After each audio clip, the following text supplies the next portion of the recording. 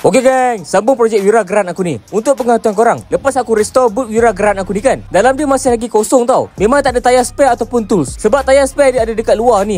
Lepas tu tools dia, Allah, berkarat teruk So jom kita isi boot belakang ni. First kali kenalah ada tools untuk buka tayar geng. Tools buka tayar yang ni memang style geng. Aku beli satu bag ni senang. Terus dapat scissor jack, ratchet wrench untuk jack tadi. Lepas tu ada lug wrench untuk buka nut tayar. Siap boleh panjang lagi. Lepas tu dapat dua soket, saiz 17, 19, 21 dan 23mm. Lepas tu dapat tire pressure test pen geng. Dan last sekali dapat sarung tangan. Satu set semua ni aku beli dekat TikTok Shop geng. Korang boleh tengok dekat bag kuning kat bawah. Memang berbaloi sebab satu set terus senang kan.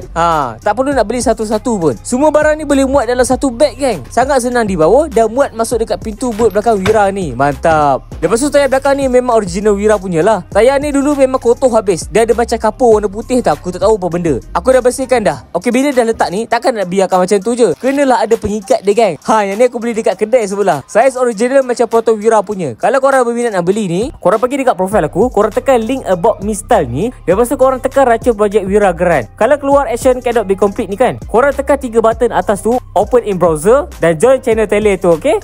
Senang korang nak beli apa yang aku beli. Alright, aku tak tunjuk dalam video ni, tapi aku taruh grease sikit dekat lock tayar spare ni. Sebab lubang trade Wira ni dia dah berkarat dah. So settle dah geng. Pintu kecil ni ada tools untuk buka tayar dan pintu besar ni pula ada tayar spare dengan lock yang baru geng. Mantap. Barulah berani jalan jauh gini. Mantap geng, aku memang suka geng. So geng, modified so slow. Jangan lupa follow aku untuk update seterusnya.